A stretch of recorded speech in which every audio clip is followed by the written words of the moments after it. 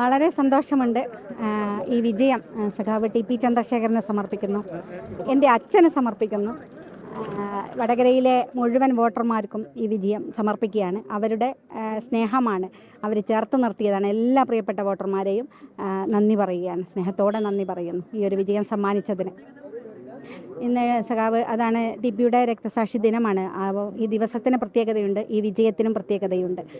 അതാണ് ഞാൻ പറഞ്ഞത്, ആ വിജയം ടി പിക്ക് അവകാശപ്പെട്ടതാണ്. ചന്ദ്രശേഖരൻ സന്തോഷിക്കുന്നുണ്ടാകും ഈ ദിവസത്തിൽ. കേരളം മുഴുവൻ വിധി എഴുതിയിരിക്കുകയാണ്. ഈ ഒരു അധികാര രാഷ്ട്രീയത്തിനെതിരെ, ധിക്കാര രാഷ്ട്രീയത്തിനെതിരെ, ധാർഷ്ട്യത്തിനെതിരെ ഒക്കെ കേരളത്തിലെ ജനത പ്രതികരിച്ചിരിക്കുന്നതാണ്. അങ്ങനെ ഒരു രാഷ്ട്രീയ പാർട്ടിക്കും ഒരു രാഷ്ട്രീയത്തിനും ഇനി വളരാൻ സാധിക്കില്ല. ഇത് ജനാധിപത്യത്തിൻ്റെ വിജയമാണ്. ടി പിയുടെ രാഷ്ട്രീയത്തിൽ ഉറപ്പായും ടി പിയുടെ രാഷ്ട്രീയത്തിന് വിജയമാണ്. 17 വർഷങ്ങൾക്ക് മുമ്പ് ഞങ്ങൾ പറഞ്ഞ രാഷ്ട്രീയം ശരിയാണ് എന്ന് ഈ മെയ് 4-ാം തീയതി കേരളം തെളിയിച്ചിരിക്കുകയാണ്.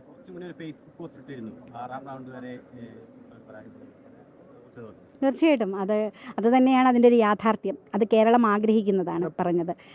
ചന്ദ്രശേഖരന് എൻ്റെ എവിടെയെങ്കിലും ഇരുന്ന് ചന്ദ്രശേഖരൻ കാണുന്നുണ്ട്, സന്തോഷിക്കുന്നുണ്ട്.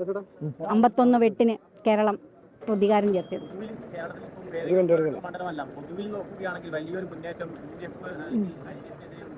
അതെ, അത്രമാത്രം. കാരണം വലിയ വികസനമൊക്കെ പറഞ്ഞ് ഈ നാട്ടിൽ ഞങ്ങൾ അങ്ങനെ ചെയ്തു ഇങ്ങനെ, പക്ഷേ അതല്ല. ഇവിടുത്തെ ജനത്തിൻ്റെ അടിസ്ഥാനപരമായിട്ട് ജനങ്ങളോടൊപ്പം ഇല്ലായിരുന്നു ഈ പാർട്ടി, ഈ ഗവൺമെൻറ് ഇല്ലായിരുന്നു.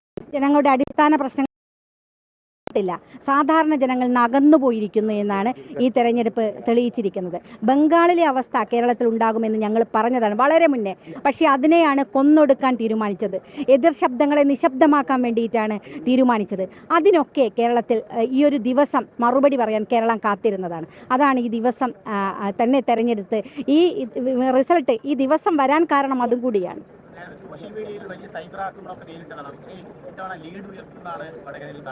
അതെ, തീർച്ചയായിട്ടും വലിയ വിജയം ഉണ്ടാക്കിയെടുക്കാൻ സാധിച്ചിട്ടുണ്ട്.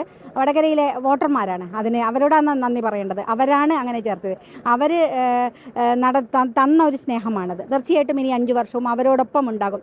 ഈ നാടിനോടൊപ്പം, നാട്ടിലെ ജനങ്ങളോടൊപ്പം, അവരുടെ പ്രശ്നങ്ങളോടൊപ്പം ഉണ്ടാകും എന്നാണ് അവർ തന്ന ഉത്തരവാദിത്തത്തിന് വലിയ ഉത്തരവാദിത്തമാണ് ഏൽപ്പിച്ചിരിക്കുന്നത്. അതിന് അവരോട് പറയാനുള്ളത്.